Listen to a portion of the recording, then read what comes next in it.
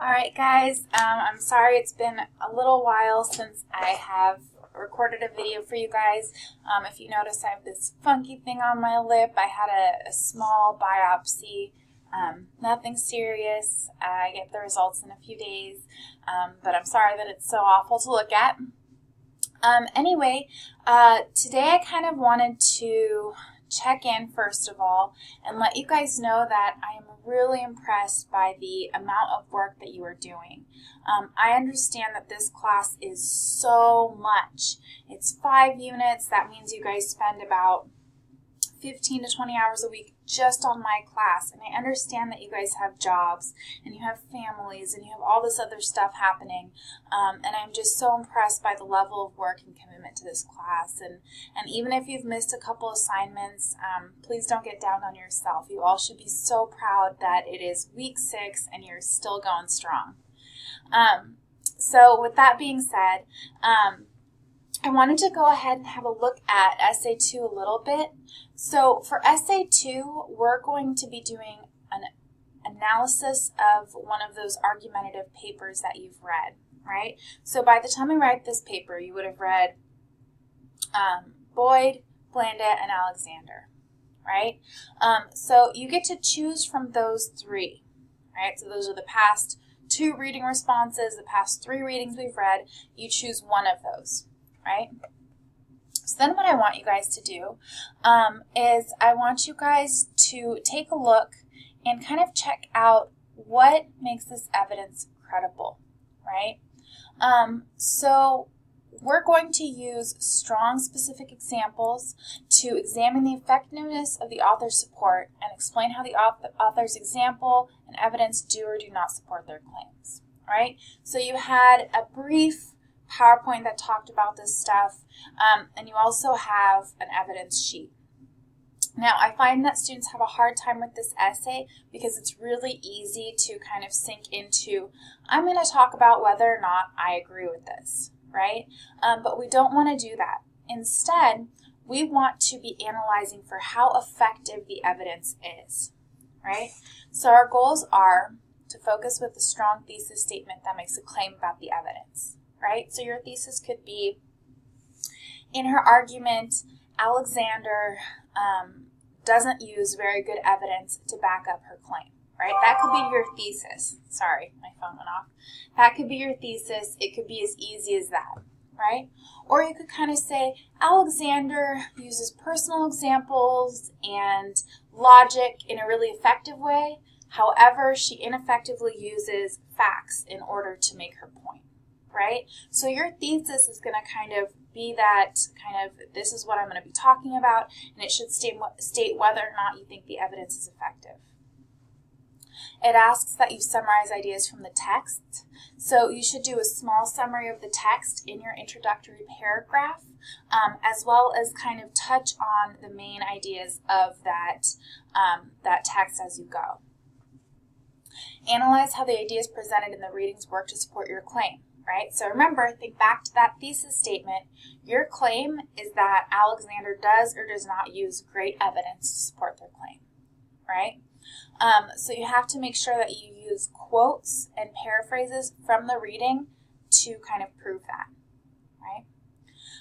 Now, for this essay, remember, this is kind of the main prompt. You will argue whether or not there is sufficient evidence to support the claim. That is our big idea.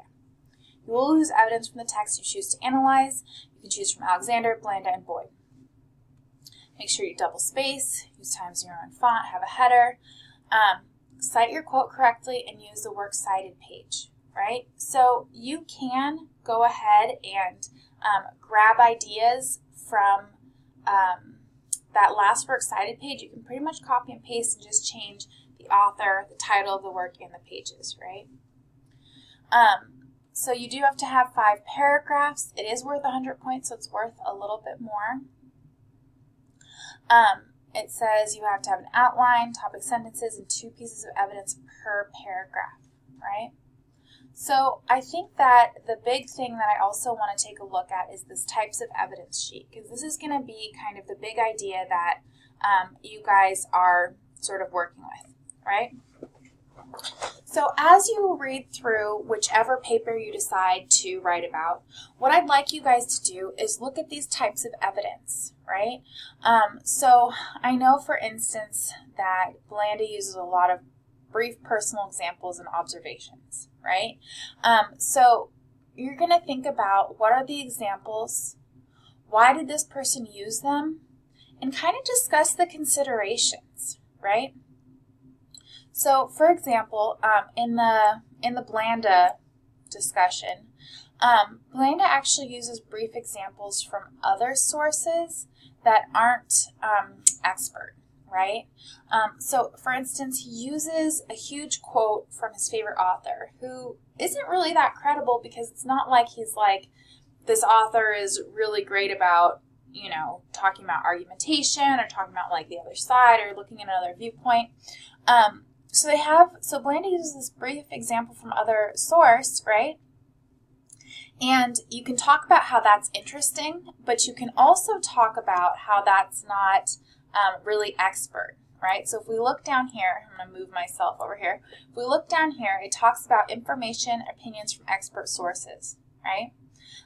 So people use it because it's persuasive and it adds credibility, right? So what Blanda uses, these brief examples from other sources, they're not as credible, right? So that might be something that you center one whole paragraph about. There is one type of evidence that's not on this sheet that I would like you to consider when you're talking about whether or not it's credible, and that is visual aids, right? So in one of the readings, at least, we have a couple different visual aids, and here's where you can kind of paraphrase, right? You can say, in Blanda's article, he uses this this image on page 35. It looks like this. You can talk about why that is or is not credible. So the main idea for this paper is think about how you as the audience kind of view the different pieces of evidence that are sort of given to you, right? So we're going to think about all these different types of evidence, whether or not they appear, whether or not they add to the argument, or maybe they kind of take away from it, right? Maybe there is a definition that you guys just don't agree with or doesn't really make sense. So that's what you're going to be writing about in this paper. I do want to caution you that we're kind of stepping up our level of writing. We're no longer going to use first or second person pronouns. We're not going to say I or me or you or we or us. We're going to kind of take a step back and we're going to say people or individuals, right? This also helps as far as your tone as the author.